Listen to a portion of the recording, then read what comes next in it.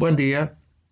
Comenzamos hoy un ciclo de varios videos destinados a difundir la doctrina social de la Iglesia de manera breve y sencilla para ayudar a los laicos comunes que a veces no tienen oportunidad o tiempo de investigar por sí mismos el conocimiento de esta rama de la teología moral, que es la doctrina social de la Iglesia, hoy imprescindible para tener una guía segura del comportamiento diario de los laicos, expresamente, que estamos bombardeados constantemente por los medios de comunicación sobre muchos temas de actualidad, frente a los cuales a veces no encontramos la respuesta suficiente de manera rápida y segura.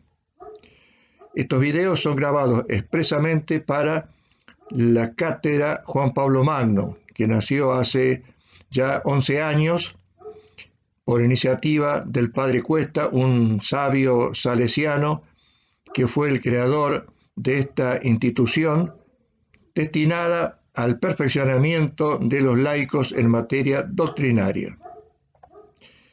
Y queremos empezar con un tema que es el del recto uso de los bienes materiales y la propiedad de los mismos.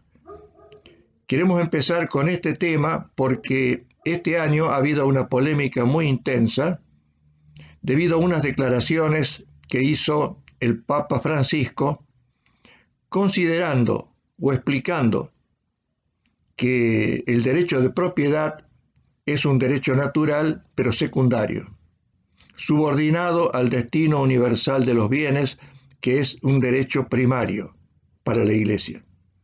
Esto provocó mucha polémica, incluso en distinguidos intelectuales católicos que aparentemente no han tenido en cuenta cuál es la doctrina oficial de la Iglesia, tradición histórica en los 2000 años de vida que lleva nuestra Santa Madre sobre este tema. Por eso hemos querido comenzar por este aspecto polémico de la realidad de este año concreto que ha llevado a mucha confusión entre los católicos que no alcanzaban a interpretar bien de qué se trataba esta expresión del Papa Francisco.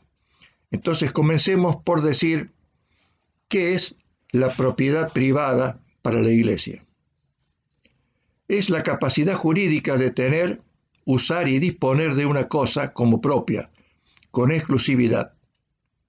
Los argumentos para defender la conveniencia de la propiedad privada ya fueron expuestas en su época por Aristóteles y confirmadas luego por Santo Tomás.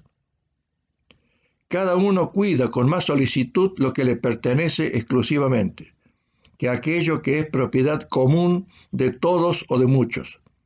En tal caso, efectivamente, cada uno, evitando el esfuerzo, deja a los demás la incumbencia de cuidar lo que es común, como sucede cuando hay un gran número de servidores. Existe más orden en la administración de los bienes cuando se confía el cuidado de cada cosa discriminadamente a diversas personas, al paso que existiría confusión si todos se ocuparan indistintamente de todo. La paz entre los hombres está garantizada mejor si cada cual está satisfecho con lo que le pertenece. De hecho, vemos que surgen más disensiones entre los que poseen una cosa en común e indivisa. Reflexionaba el Papa León XIII: los hombres, sabiendo que trabajan lo que es suyo, ponen mayor esmero y entusiasmo. No hay nadie que deje de ver lo mucho que importa este entusiasmo de la voluntad para la abundancia de productos y para el incremento de las riquezas de la sociedad. Esto está escrito en la encíclica Rerum Novarum en el párrafo 33. La Iglesia siempre ha defendido con energía que la propiedad privada de los bienes materiales es un derecho natural de la persona, cuyo respeto y protección es fundamental para la paz y la responsabilidad sociales. En efecto, Si el hombre es un ser racional, libre y responsable, la primera proyección de su naturaleza en el campo de los bienes económicos, de los cuales ha de servirse para vivir y alcanzar su plenitud, es precisamente la propiedad privada y personal sobre tales bienes. No obstante lo señalado, el derecho de propiedad es un derecho secundario o derivado, como expresó el Papa Francisco. En efecto, y pese a su carácter de atributo fundamental de la persona, la propiedad se inscribe entre los derechos que hacen a la conservación de la existencia. El derecho a la conservación de la propia vida es un atributo radical primario de todo ser humano por el solo hecho de ser tal. De la tendencia natural a nuestra conservación deriva el derecho de todo hombre a la libre disposición de los bienes necesarios a dicha subsistencia. Si el hombre no puede vivir sin utilizar y consumir bienes materiales, el derecho a la vida sería una mera ficción si no involucrara la disponibilidad efectiva de los bienes básicos indispensables.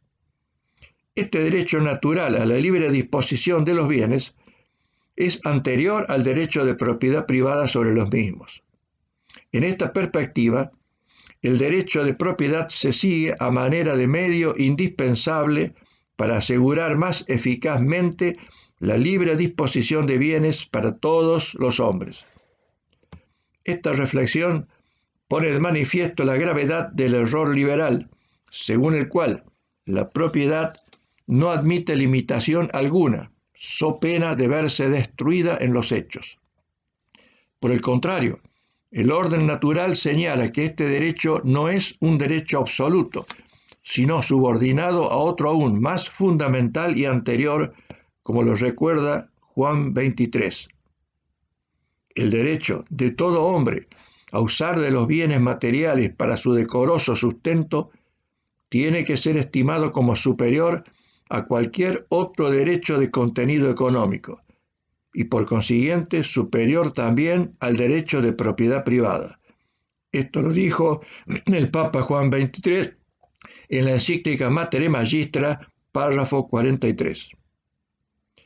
El derecho de propiedad se ejerce sobre dos tipos de bienes: los llamados bienes de consumo, que son aquellos objetos cuya utilización implica un desgaste y destrucción, como los alimentos o la vestimenta; y los bienes de producción, que son aquellos que no están destinados al consumo, sino que se emplean en la producción de otros bienes, por ejemplo las máquinas. Otra distinción importante es la existente entre propiedad privada y propiedad pública. La propiedad privada corresponde y es ejercida por los individuos y grupos intermedios de la sociedad. La propiedad pública constituye el patrimonio del Estado, el cual reserva ciertos bienes materiales sustrayéndolos a la apropiación individual. Podrá dudar alguien si no bastaría para asegurar el respeto pleno del hombre reconocer la propiedad privada sobre los bienes de consumo exclusivamente. La respuesta es terminante. No basta el reconocimiento a disponer de los bienes de consumo. La propiedad privada ha de extenderse a los bienes de producción. Esa es la principal diferencia que tenemos los cristianos con las ideologías socialistas o colectivistas. Así lo recuerda la encíclica Mater Magistra. La historia y la experiencia demuestran que en los regímenes políticos que no reconocen a los particulares la propiedad, incluida la de los bienes de producción, se viola o se suprime totalmente el ejercicio de la libertad humana en las cosas más fundamentales. Encíclica Mater Magistra, párrafo 109. Si en la actividad económica los particulares no pudiesen formar empresas y tomar iniciativas propias, el margen de libertad en este plano sería muy limitado, porque las grandes decisiones en cuanto a precios, intercambios y producción de bienes quedarían reservadas siempre al sector público. En la propiedad privada deben distinguirse también dos aspectos. El dominio, que es la capacidad de gestión y disposición sobre las cosas propias. Esto corresponde exclusivamente al propietario, quien decide sobre sus bienes de acuerdo a su propio juicio y solo frente a su conciencia. Se trata de un verdadero poder estable y personal que no está subordinado a un poder jerárquico superior del cual dependería para tomar sus decisiones. Por otra parte, el uso y goce de las cosas mismas, según el Concilio Vaticano II, ha ratificado la doctrina tradicional de Santo Tomás, que en cuanto al uso, el hombre no debe considerar los bienes externos como propios, sino como comunes, de tal manera que el propietario fácilmente comunique, es decir, comparta, las cosas con los demás si las necesita. Dice la Constitución Gaudium et Spes, párrafo 69. Por tanto, el hombre, al usarlos, no debe tener las cosas exteriores que legítimamente posee como exclusivamente suyas, sino también como comunes, en el sentido de que no le aprovechen a él solamente, sino también a los demás. Debemos referirnos también a lo que se denomina la función social de la propiedad. Si el liberalismo fue sensible al hecho de que si se traba la iniciativa privada no habrá producción abundante de bienes económicos, las corrientes socialistas reivindicaron otra verdad parcial, que el uso de los bienes ha de ordenarse a las necesidades sociales. El error de ambos planteos es haber desconocido que ambas afirmaciones no son excluyentes, sino complementarias. En efecto, falto de regulación moral adecuada, el individuo tiende a subordinar a sus intereses egoístas el uso de los bienes que posee. Este egoísmo, alentado por el individualismo liberal, trae aparejada toda clase de abusos e injusticias. Quien posee tiende a imponer condiciones injustas a quienes no poseen bien alguno, con el objeto de aumentar las propias ganancias, como lo atestigua la historia. Estas situaciones parten del desconocimiento de la función social de la propiedad. Es un concepto que complementa y equilibra la función personal antes explicada. Siendo la propiedad un derecho derivado, su ejercicio efectivo ha de ordenarse no solo a la satisfacción de las necesidades individuales, sino también al bien común de la sociedad política. Los bienes de los particulares deben contribuir a solventar todas aquellas actividades y servicios de utilidad común que son indispensables a la buena marcha de la sociedad. El régimen impositivo es un ejemplo claro del ordenamiento a los fines colectivos o sociales. Pero la función social no se agota en dicha contribución. La rentabilidad de los bienes, en especial de los bienes de producción, ha de ordenarse a proporcionar a todas las familias y sectores sociales un nivel de vida adecuado y una seguridad contra los riesgos vitales, o sea, enfermedad, muerte, etc.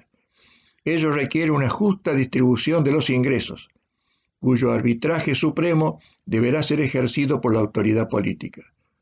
Por eso, Juan Pablo II, en el discurso inaugural de la Conferencia Episcopal de Puebla, 1979, afirmó que sobre toda propiedad privada grava una hipoteca social.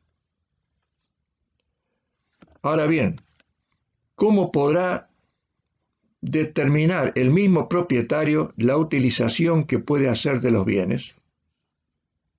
La medida le está dada por la necesidad que él mismo tiene de ellos. Es decir, la doctrina reconoce que existen bienes sobre los cuales nadie tiene derecho sino el mismo propietario. Tales bienes son los llamados necesarios, en cuanto de ellos depende la existencia, la vida, el desarrollo de la persona, del propietario y su familia. Estos bienes necesarios abarcan no solo los que mantienen la vida propiamente dicha, alimentación, vestido, vivienda, sino también los necesarios para mantener el nivel de vida habitual del propietario y su familia, y afrontar gastos inevitables como enfermedades, viajes de estudio, etc. Los bienes que no sean necesarios se denominan superfluos. Sobre los bienes necesarios, el derecho del propietario es pleno. No así sobre los bienes superfluos, porque en caso de necesidad extrema de otra persona que pone en peligro su vida o su salud, cede el derecho natural secundario de propiedad frente al derecho natural primario de todos los hombres a utilizar aquellos bienes que les son necesarios. En estos casos de extrema necesidad, el indigente tiene derecho a disponer del bien necesario, aunque pertenezca a otra persona, sin que esta utilización pueda ser encuadrada como un robo o un hurto, pues la necesidad hace común dicho bien. Como enseña Santo Tomás, las cosas que alguien tiene de manera sobreabundante, se deben por derecho natural al sustento de los pobres. Por eso, en caso de indigencia grave del prójimo, es de justicia dar de lo superfluo. Y también por caridad, ayudar incluso con una parte de los bienes que no resultan absolutamente necesarios. El Papa Pío XI en la encíclica Quadragésimo Anno, párrafo 50, afirma: tampoco quedan en absoluto al arbitrio del hombre los réditos libres, es decir, aquellos que no le son necesarios para el sostenimiento decoroso y conveniente de su vida, sino que por el contrario, tanto la Sagrada Escritura como los santos padres de la Iglesia evidencian con un lenguaje de toda claridad que los ricos están obligados por el precepto gravísimo de practicar la limosna, la beneficencia y la liberalidad. En el orden nacional, el Estado deberá cuidar que todos los miembros de la comunidad reciban y puedan obtener con facilidad los bienes necesarios.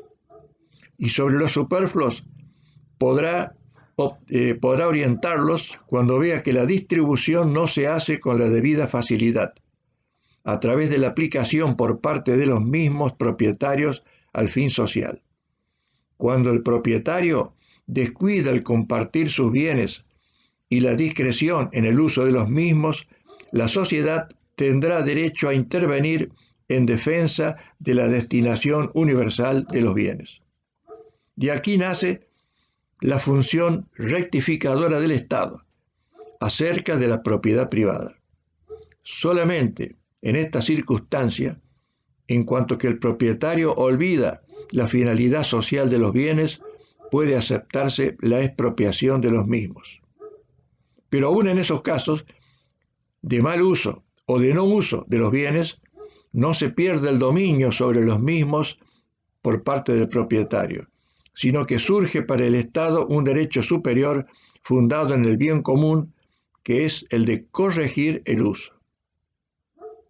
No basta, por cierto, reconocer jurídicamente el derecho de propiedad, sino se verifica en la realidad el derecho a la propiedad.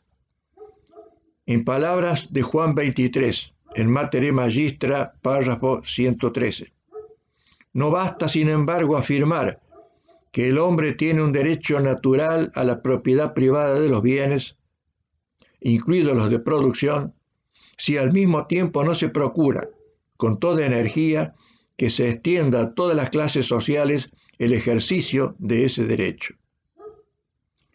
Hoy más que nunca, continúa el Papa, existe la posibilidad de difundir la propiedad, pues los recursos técnicos y el mayor dominio de los recursos naturales permite, si se aplica una adecuada política económica y social, el acceso a la propiedad privada de los siguientes bienes: bienes de consumo duradero, vivienda, pequeña propiedad agraria, utilaje necesario para la empresa artesana y para la empresa agrícola familiar, acciones de empresas grandes o medianas, todo lo cual se está ya practicando con pleno éxito en algunas naciones económicamente desarrolladas y socialmente avanzadas. Esto se expresa en la encíclica Mater Magistra, párrafo 115. De esta manera, en forma muy sintética, hemos querido recordar, para que se difunda, cuál es la recta doctrina de la Iglesia sobre los bienes materiales, bienes que han sido creados por Dios para el sustento de todos los seres humanos, no únicamente los más inteligentes, los más privilegiados, los que tengan más suerte en los negocios, sino para todo ser humano que necesita y merece vivir de una manera decorosa.